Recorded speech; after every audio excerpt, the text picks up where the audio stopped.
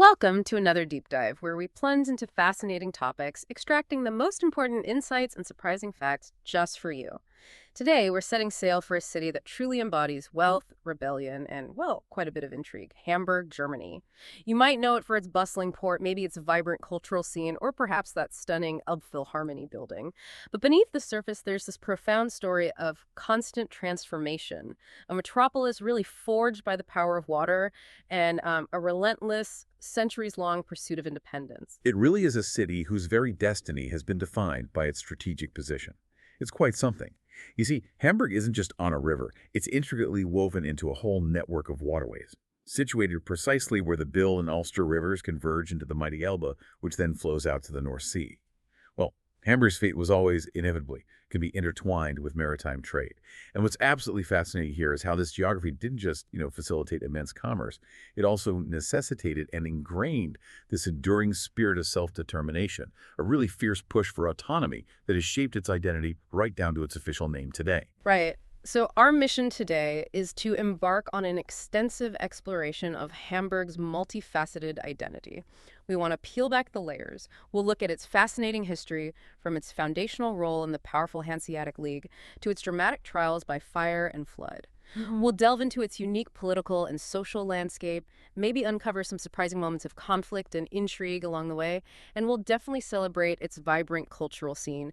Ultimately, we hope you'll see how this extraordinary city-state, with its iconic bridges and intricate waterways, masterfully balances its deep heritage with a pretty ambitious vision for a sustainable, globally connected future. Okay, let's really unpack this geographical foundation because, as you said, Hamburg isn't just near water, it is water. You simply can't separate the city from this network. It's the rivers, the canals, the docks. They are these arteries, its defenses, its playground, and definitely its economic engine. We're talking about a major city located deep in North Germany, nestled right at the mouths of the smaller Bill and Ulster rivers, which then flow into the much larger Lower Elbe. And that Elbe, it stretches, about 100 kilometers further northwest from Hamburg before finally hitting the North Sea.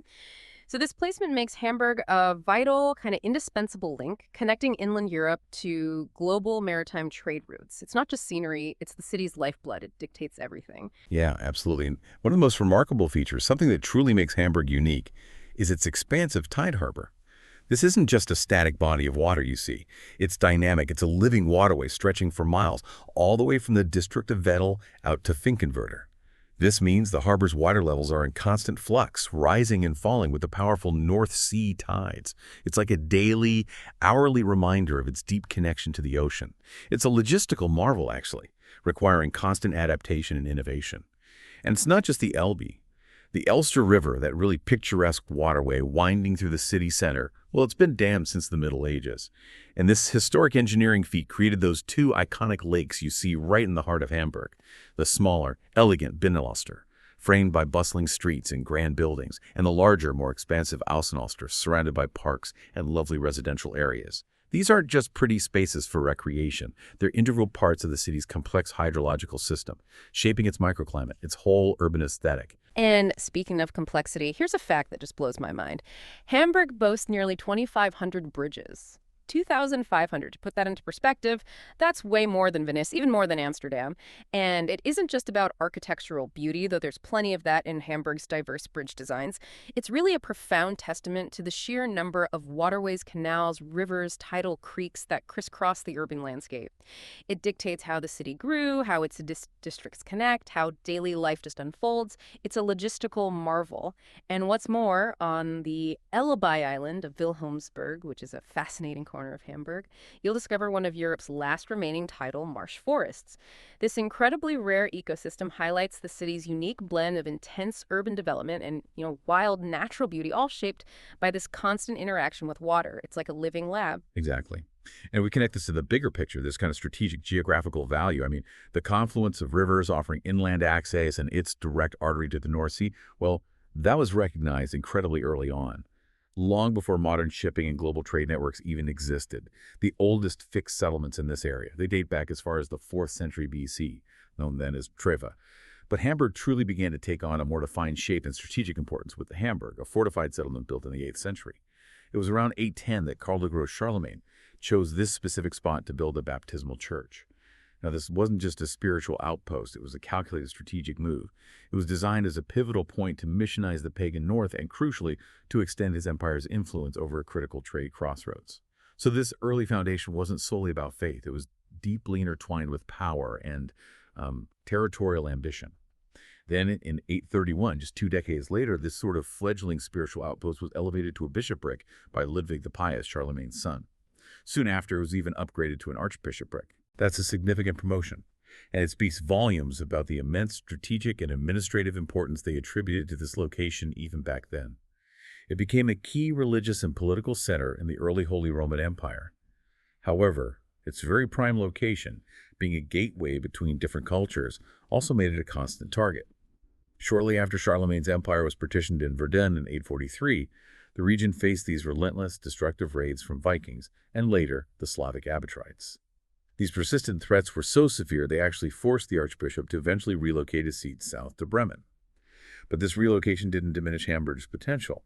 Rather, it just underscored this constant tension between its strategic value and its inherent vulnerability. Yet this very vulnerability, this repeated experience of destruction and needing to rebuild, paradoxically forged a strong, resilient, and fiercely independent character in the people who stayed. The narrative of Hamburg's rise continues with Graf Adolf III of Schaumburg and Holstein, who, back in the 12th century, played a pivotal role. He founded a thriving trading and market settlement on the western bank of the Ulster. And this new settlement's fortunes were famously boosted by what are known as the alleged 1189 harbor rights, purportedly granted by the Holy Roman Emperor Friedrich III of Barbarossa. I say alleged because, well, historical debate continues. Was this charter truly authentic, or maybe a later embellishment, perhaps even a forgery designed to solidify Hamburg's claims to power and trade privileges for the whole Lower Elbe? But regardless of its precise historical origin, the belief in this charter profoundly shaped the city's identity. It gave them a foundational narrative that justified their ambition and cemented their status as this burgeoning commercial hub.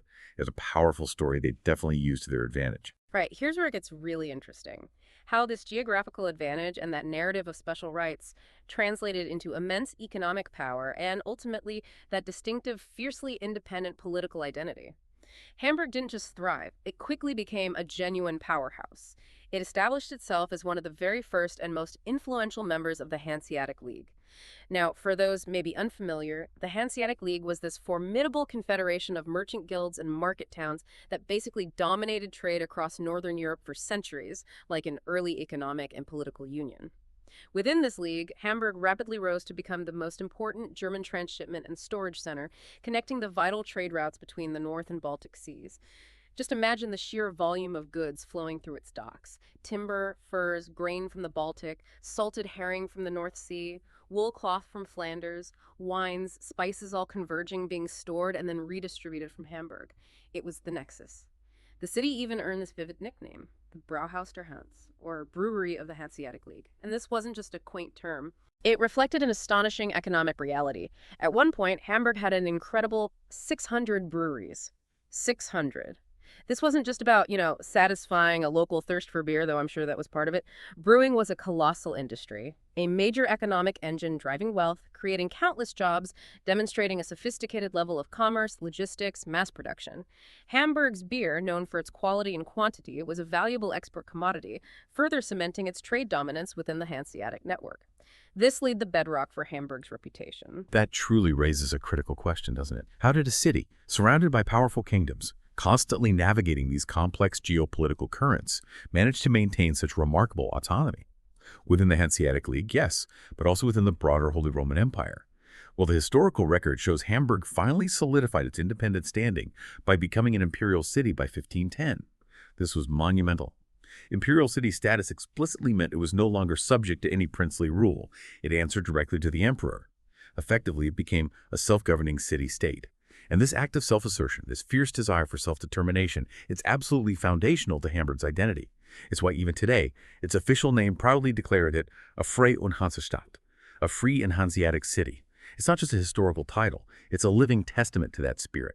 And this defiance, this desire for self-preservation, wasn't just symbolic, it was manifested in massive practical undertakings. From 1616 to 1625, for instance, the city embarked on this colossal construction project. The Hamburger Wallenlagen, the ramparts, these weren't just city walls. They were extensive, Modern fortifications, built specifically for protection against the powerful Kingdom of Denmark, a rival that frequently threatened Hamburg's autonomy and trade. These ramparts were physical declarations of independence, a clear message. Hamburg intended to control its own destiny. And this enduring ethos is perhaps best encapsulated by that powerful Latin motto over the Rathaus portal: Libertatem quam peperere maiores digni studiat servare posteritas, which translates to, the freedom which the elders acquired, the posterity may strive to worthily preserve. It's a continuous generational call to uphold liberty. Beyond politics and defense, Hamburg was also a pioneer in financial innovation, showing its forward-thinking commercial spirit. The Hamburger Börse, its stock exchange, opened its doors way back in 1558. That makes it one of Germany's very first and actually one of Europe's earliest financial markets. This early establishment of a sophisticated exchange for goods, currencies, later stocks, further solidified Hamburg's position as this dynamic commercial hub. It attracted capital, facilitated complex trade deals, and established a financial infrastructure that would serve as a backbone for centuries of economic growth. This was a city actively shaping its economic future. Yeah, but not all of Hamburg's history is about just rising power and flourishing trade, right? It's also profoundly shaped by its incredible capacity for, well, rising from the ashes, sometimes quite literally. The city has faced its share of devastating trials, and how it recovered speaks volumes about its spirit. A pivotal, really harrowing event was the Great Fire of Hamburg in 1842. I mean, can you even imagine? A fire so immense it consumed about a quarter of the historic city center. The Rathaus, important churches, gone. Centuries of architecture wiped out in 3 days. It was catastrophic. And while accounts don't always give minute-by-minute details, they document the scale. And the literature on the destruction and urban planning afterwards, both in 1842 and later in 1943, really highlights the lessons learned. Yet, true to its character, the city didn't just passively rebuild. They seized the opportunity to modernize, to implement better urban planning, reshape itself. The aftermath spurred significant initiatives, which actually helped forge many landmarks we recognize today. Think of areas like the elegant Jungfernstig with its Ulster Pavilion, or the magnificent Rathaus towers punctuating the skyline. These structures aren't just architectural achievements, they're powerful symbols of Hamburg's persistence, its ability to reinvent itself and emerge stronger from devastation. It's a powerful narrative. Absolutely. And it wasn't just fire, was it? No, not at all. The 1842 fire certainly tested Hamburg's spirit, but it was just one of many trials. Public health crises also played a huge role. The cholera epidemic of 1892, for example, was particularly devastating, tragically claimed over 8,600 lives in just a few weeks. It ruthlessly exposed critical deficiencies in the city's sanitation and, crucially, its antiquated drinking water supply systems. They were drawing untreated water directly from the Elbe, a clear path for the disease. This horrific outbreak led to fundamental revolutionary changes in public health policy. Massive investment in modern clean water infrastructure, filtration plants, a complete rethink of urban design to prevent disease spread. A harsh lesson, tragically, but one that ultimately pushed Hamburg towards becoming a far healthier, more modern city. Resilience isn't just rebuilding structures, it's improving well-being. And this historical struggle with various disasters, raids, fires, epidemics, it offers real insight into the city's adaptability. This constant need to adapt, overcome, learn from tragedy, implement preventative measures. It instilled this practical, forward-thinking approach. These weren't isolated incidents. They were recurring themes that reinforced Hamburg's commitment to self-preservation, innovation, progress. Each challenge left its mark. And given Hamburg's intimate embrace with water, its location in the Elbe Delta near the North Sea, floods are obviously a constant theme. We can recall the North Sea flood of 1962, another particular event that was a dramatic, tragic reminder of nature's power. That catastrophic storm surge caused widespread destruction, tragically over 300 lives lost, especially in the low-lying areas. It fundamentally altered Hamburg's understanding of its vulnerability and spurred massive, decades-long changes in flood defense strategies, advanced storm surge barriers, extensive dike systems. Historically, the lower Elbe's Marschen, those low-lying marshlands along the river, were regularly flooded by North Sea tides, leaving sand and mud, shaping the landscape. You can still see remnants of old dikes in the outer districts, silent reminders of a time when neighborhoods were regularly submerged. A constant struggle. This inherent vulnerability means the threat of flooding is deeply ingrained in Hamburg's collective consciousness and its urban planning. It's a continuous dialogue with nature. And what's truly fascinating, or perhaps worrying, is how this historical struggle with water now converges with modern climate change. Hamburg is particularly vulnerable to sea level rise, a global phenomenon projected to significantly increase storm surge risk in the coming decades. Makes the lessons of 62 even more relevant, doesn't it? This raises a critical question. How will a city, so defined by its relationship with water, adapt to a future where that relationship is becoming more unpredictable, more intense, more threatening? The city administration is acutely aware. They're monitoring impacts through a comprehensive climate plan, a detailed climate action plan, and developing various adaptation measures. These aren't just theoretical exercises. They involve concrete plans for upgrading infrastructure, designing flood-resilient spaces, exploring things like floating architecture, expanding natural floodplains. But these efforts often spark intense debates, right? Highlighting complex choices. Exactly. The ongoing LB deepening project, for instance, is a major point of contention. On one side, there's the economic necessity of keeping the port accessible for ever larger container ships. It's essential for Hamburg's global trade status. On the other side, pressing ecological concerns about the impact on the river's ecosystem, biodiversity, long-term health, potential changes to tides. Similar controversies have arisen around projects like filling the Mühlenberger Lock for Airbus expansion or the now decommissioned Moorburg coal power plant. These aren't just isolated disputes. They represent fundamental questions about balancing economic growth and competitiveness with environmental responsibility, especially for a city so directly impacted by its natural surroundings. And beyond nature's forces, Hamburg's history is also marked by human drama, social struggles, reflecting its evolving approach to its diverse population. In contemporary times, the Hamburg Welcome Center stands as a testament to this commitment. It's a crucial hub for the professional integration of people who have immigrated to Hamburg. This initiative showcases a proactive, modern aspect of social policy, acknowledging the city's long role as a destination for newcomers and helping them integrate. It's pragmatic. But the city also actively confronts the darker chapters of history. The presence of Stolperstein, or stumbling stones, is incredibly powerful, with, over 7,200 laid by August 2025. Each one a small brass plaque in the pavement in front of the last known residence of a victim of National Socialism, commemorating individuals persecuted, murdered, deported. Each stone represents a life, a story, a family. It's a stark refusal to let history be forgotten. They're an ongoing, visceral act of remembrance, inviting passersby to pause, reflect. It reflects the city's commitment to confronting its past. And this leads us to consider the underlying social fabric. Hamburg, despite its immense wealth, exhibits surprisingly significant income disparities. While it boasts the highest wealth quota in Germany and the highest proportion of high earners, a deeper look reveals a more complex picture. Paradoxically, some areas, particularly those historically tied to the harbor and industry like Vettel and Rothenburg sort, report some of the lowest average incomes in the country. This stark contrast isn't just a statistic, it creates a real tension, forcing leaders to grapple with bridging these divides while preserving Hamburg's competitive edge. It's a challenge many global cities face, and this divide translates into lived experiences. The clustering of lower incomes reflects persistent social stratification, often linked to historical labor patterns and deindustrialization. Moreover, it's worth noting a surprising and somber fact from 2017. Hamburg had the highest suicide rate among women nationwide in Germany. While the reasons are complex and personal, such a statistic compels us to look beyond the glittering facades and consider the often unseen social pressures, mental health challenges, support gaps that can exist even in affluent cities. It calls for a deeper understanding. Hamburg's political journey. Well, it's as winding as its waterways, isn't it? A fascinating story of evolving from fiercely independent to an integral yet still proudly distinct part of larger federations. From its early days as a Freie Reichsstadt, a free imperial city under the emperor giving it significant autonomy, it transitioned to being a free city, joining the German Confederation in 1815 after Napoleon.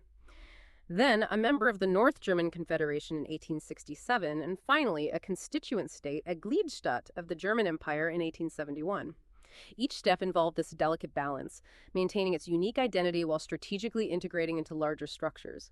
Today, Hamburg operates as a parliamentary republic and a partially sovereign state within Germany. This means it has its own state government, its own elected parliament, the Bürgerschaft, its own judiciary reflecting a strong degree of self-governance over local affairs, much like any German federal state. This continuous political evolution just underscores this deep-seated, almost genetic desire for self-determination that's characterized Hamburgers for centuries. It's a city always striving to chart its own course. And what's truly fascinating is how Hamburg not only retained its unique identity, but actively celebrated and fiercely protected it through all these transitions. This deep-seated independence is perhaps best exemplified by that well-known tradition. Hanseaten do not accept awards from foreign lords. It's not just a quaint custom. It's a living symbol of historical autonomy. a subtle but powerful statement that true honor comes from within the city's own traditions, not external recognition. Famously upheld even by former Chancellor Helmut Schmidt, a proud Hamburger who declined the Federal Cross of Merit. He considered himself beholden only to the people of Hamburg. It highlights this profound self-awareness. Looking at the ongoing political landscape, the recent Bürgerschaft election in 2025 saw the SPD remain the strongest force, continuing its red-green governing coalition with the Greens. A stable environment, generally. On a broader scale, there have been decades-long discussions about a Nordstaat, a potential merger of various North German states, maybe with Hamburg at its center. While a full merger hasn't happened due to complex regional interests, Hamburg actively participates in regional cooperations, like the Metropole region Hamburg. It demonstrates a pragmatic approach to collaboration where it serves mutual interests, allowing it to exert influence while maintaining its distinct state identity. This balancing act, fiercely independent yet strategically cooperative, remains core. But the city's history isn't without its darker chapters, periods of intense conflict when Hamburg, despite its guarded independence, got swept up in larger storms. During the Napoleonic Wars, for instance, Hamburg found itself occupied, transformed, serving as the capital of the Department of the Mouths of the Elbe, under French rule, the Hamburger Franzosenzeit.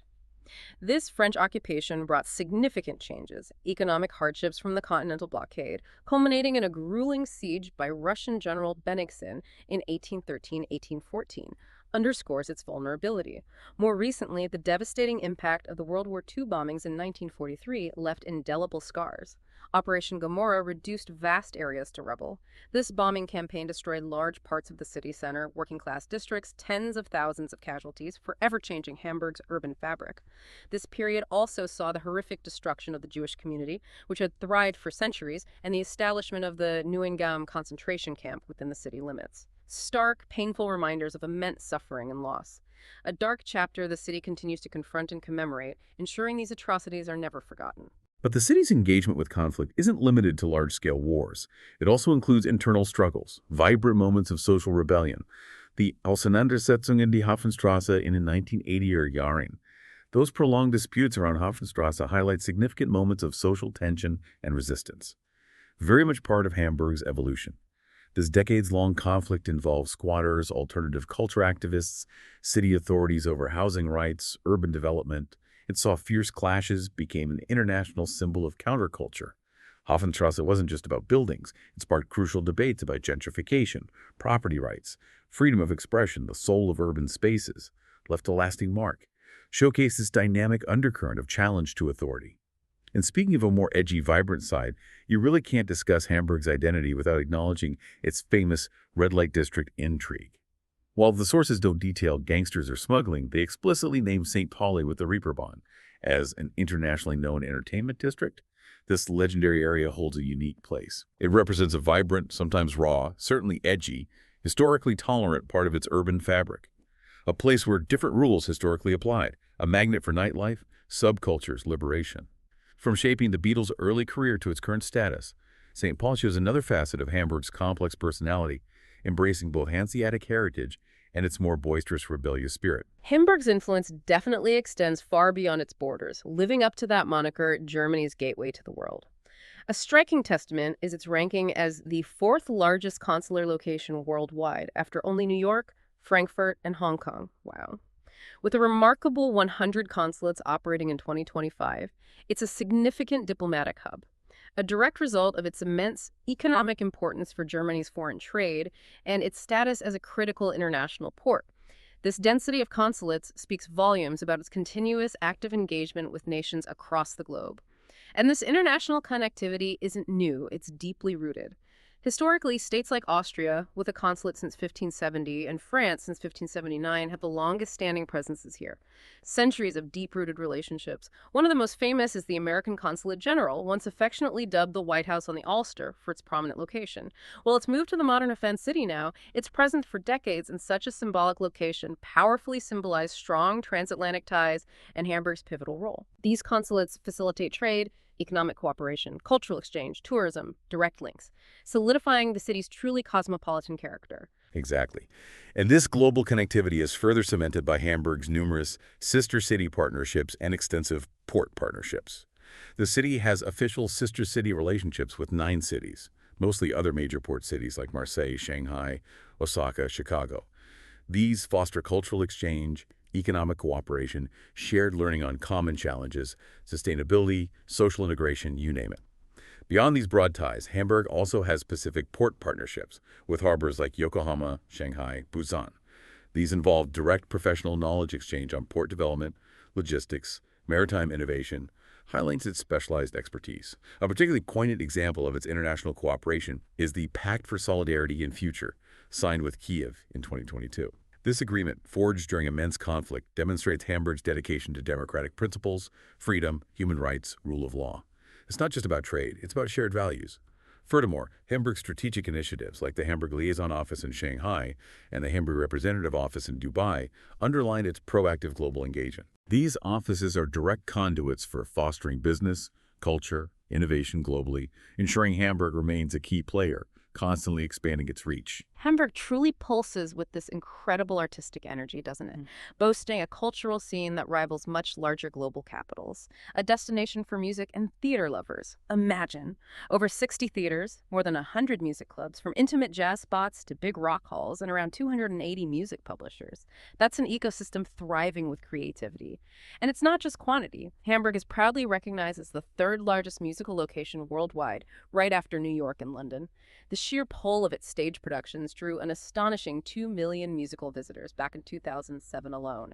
That says something about the quality and spectacle. The city has hosted iconic, long-running productions. Andrew Lloyd Webber's Cats, for example, premiered in Hamburg in '86 and ran for 15 years, captivated generations. And who hasn't heard of Disney's The Lion King? Enchanting audiences at the theater have happened since 2001, that distinctive tent-like structure across the Elbe. These shows aren't just entertainment, they're major economic drivers, tourist attractions, a source of pride, cementing its reputation as a global destination for live performance. And what's truly fascinating is the sheer breadth and depth of Hamburg's musical heritage. It goes way beyond contemporary musicals, back centuries to classical roots. Hamburg wasn't just a host. It was a bona fide birthplace of German opera and classical music. The first German opera house actually opened right here in 1678, a groundbreaking initiative making opera accessible beyond courtly circles. This historic venue was where giants like Handel and Telemann composed and performed some early works, laying this rich foundation. Today, that legacy continues with the world-renowned Hamburg State Opera, celebrated for innovation, and one of the world's best ballet ensembles, which thrived for decades under the legendary John Neumeier. The city's dedication to music is also reflected in the architectural marvels. We have the historic Leisha, an elegant neo-Baroque hall from 1908, still hosting diverse performances. But the true star of modern Hamburg's cultural landscape is undeniably the stunning Elbphilharmonie, opened in 2017. Perched majestically on a former warehouse, its glass facade undulating crystalline, often described as resembling an iceberg or a sea wave, an instant global icon. This masterpiece, renowned for acoustics, is a beacon for classical music, attracting world-class artists. Yet Hamburg's musical identity is incredibly diverse. It was also home to the influential Hamburger Schule indie rock movement Blumfeld, Die Sterne, Tokotronic, known for thoughtful German lyrics. And it produced prominent hip-hop acts like Fetz Brot, famous for Nordisch by nature.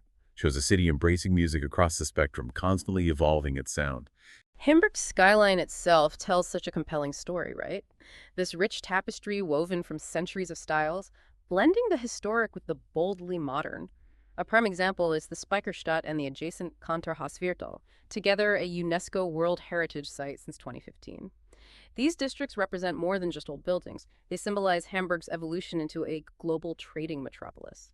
The Speicherstadt, warehouse city with its canals, bridges, red brick warehouses built on oak piles, stored coffee, tea, spices, a duty-free zone for over a century. The Kantorhausviertel, by contrast, showcases the city's pioneering role in developing modern office buildings for booming commercial enterprises. Within this heritage stands the magnificent Chili House, completed in 1924. Not just an office building, it's an outstanding example of modern architecture. Brick expressionism, its distinctive, sharp, ship's bow shape soaring to a point. It's not just design, it's an homage to Hamburg's maritime identity, its trading links, particularly with South America, which it honored. These structures embody the city's ambition, its blend of function and artistry. You can walk through history while witnessing innovation. This really raises that important question again. How does a city balance preserving this profound heritage with ambitious urban regeneration? The Hafen City project is Hamburg's grand, ambitious answer.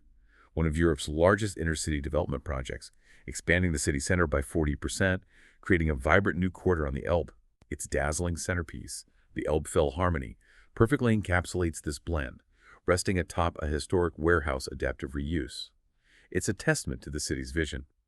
Create modern, sustainable living and working spaces while honoring its past, fostering a dense, mixed-use environment integrated with the water. Within this evolving landscape, you can still find charming, incredibly well-preserved remnants of Old Hamburg. Wander through the narrow streets of Dijkstrasse and Kremlin, where historic merchants' houses line the canals, offering a glimpse into the past. Explore the historic Gängeviertel, a former working-class district safe from demolition, now a vibrant artistic hub. Visit the Kramerumswohnungen from 1676, unique small houses originally for widows of shopkeepers. Tangible connections to pre-modern urban fabric. And of course, the city's iconic silhouette, the five main churches, Zbitry St. Jacobi, St. Catherine, St. Michaelis, the Michel, and the St. Nikolai Ruin Memorial carefully preserved. Here's a surprising fact. The St. Nikolai Tower was actually the tallest conventional building worldwide from 1874 to 1876. Little details speaking to Hamburg's historical ambition. And to truly know Hamburg beyond the marvels, you have to immerse yourself in its unique local flavor, the food, the festivals. The Hamburg kitchen offers hearty, diverse, often surprisingly delicious traditional dishes influenced by maritime heritage. Imagine warming up with Birnen, Bohnen, speck pears, green beans, bacon, sweet and savory comfort food. Then there's Schola Finkenwerder art, placed pan-fried with bacon, Finkenwerder Fishingviller style. A taste of the sea connection. You certainly can't forget Labskaus, a true sailor's dish. Corned beef, potatoes, onions mashed together, served with pickled beetroot, gherkins, fried egg.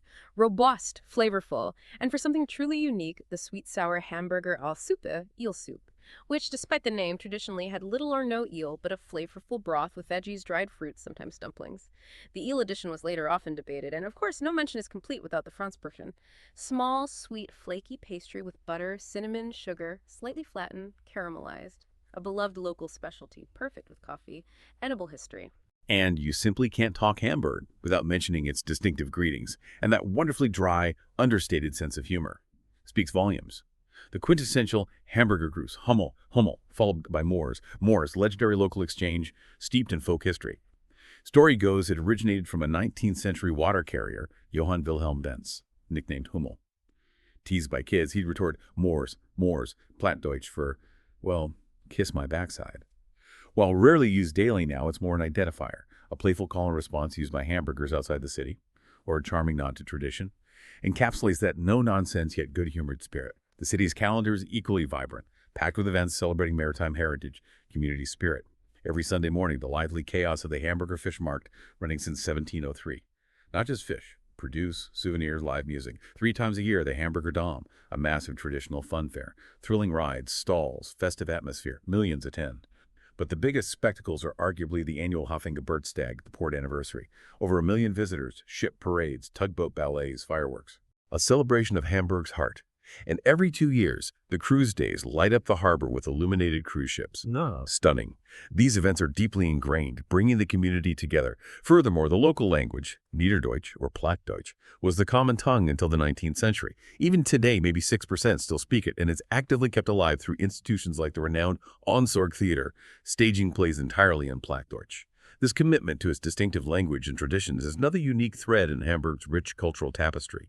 It evolves while fiercely holding on to its roots. Hamburg today, it's still an undeniable powerhouse of trade, innovation, industry, right, really cementing that role as Germany's gateway to the world. At the heart, of course, the port of Hamburg. Still Germany's largest seaport, Europe's third largest, 15th worldwide for cargo. But here's a curious detail. For some specific goods like carpets, it's actually the largest transshipment port globally. Highlights its niche importance, the sheer volume drives Germany's exports. Beyond the port, the economy is incredibly diverse. Logistics, maritime economy, sure, but also a robust aerospace industry, the third largest worldwide, with major players like Airbus. You'll also find thriving consumer goods, chemicals, electrical engineering, mechanical engineering, vehicle shipbuilding, mineral oil industry, plus major players in banking, media, insurance. A truly multifaceted economic hub shows a city that's successfully adapted and diversified over centuries, constantly seeking growth. And this economic dynamism is clearly reflected in Hamburg's high economic indicators, among Germany's wealthiest regions. had the second highest purchasing power index among German states in 2021. Strong sign of residents' economic well-being. Plus, it boasts the highest wealth quota and highest proportion of high earners. Demonstrates significant affluence, concentration of economic power. This wealth acts as a magnet, attracting considerable foreign investment.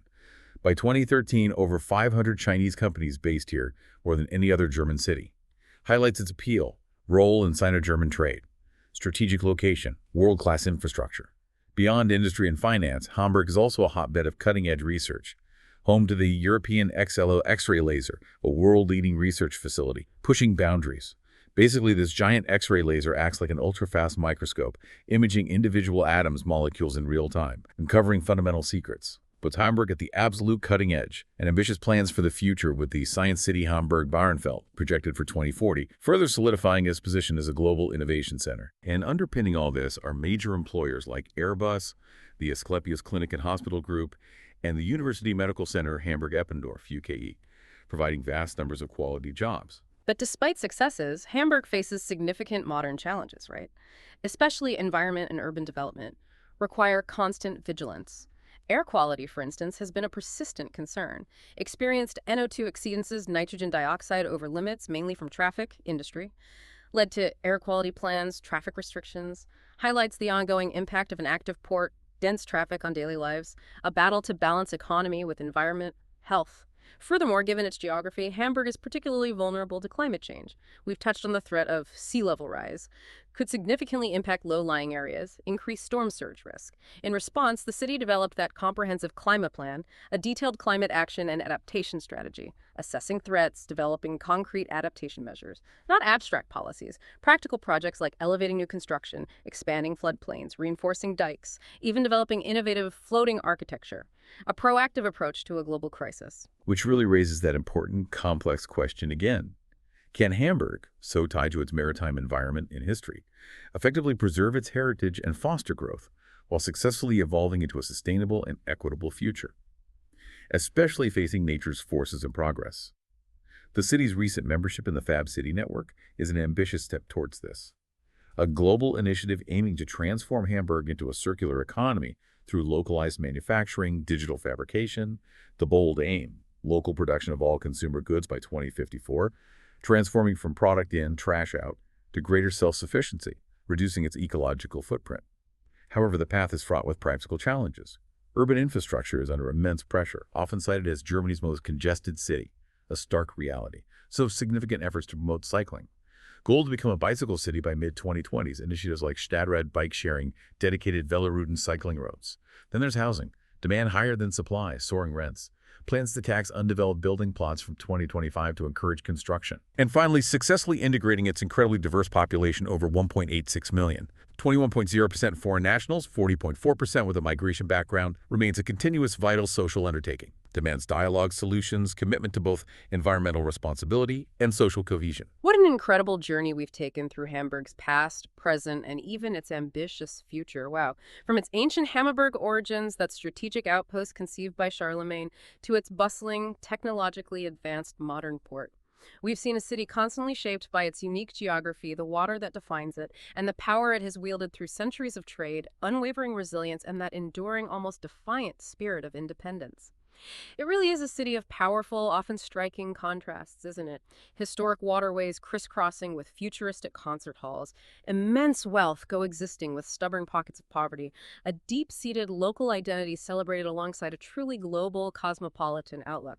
Hamburg has navigated great fires, devastating floods, profound social and political upheavals, always finding a way to rebuild, adapt, innovate. It's a city that remembers its past in every cobblestone, every grand brick facade, while boldly embracing the demands and opportunities of the future. Hamburg's story, then, is just such a compelling testament to adaptability, a continuous negotiation between its foundational elements and the powerful forces of change. So as you reflect on this deep dive, maybe consider this. How effectively can any great city, so intrinsically tied to its environment and historical identity, truly balance those relentless demands of global trade and economic ambition with the urgent need for environmental sustainability and profound social equity? Especially when faced with the inevitable forces of nature and the relentless, often uncomfortable march of progress. It's a question not just for Hamburg, but really for all urban centers around the world looking to thrive with integrity and purpose. in this complex 21st century.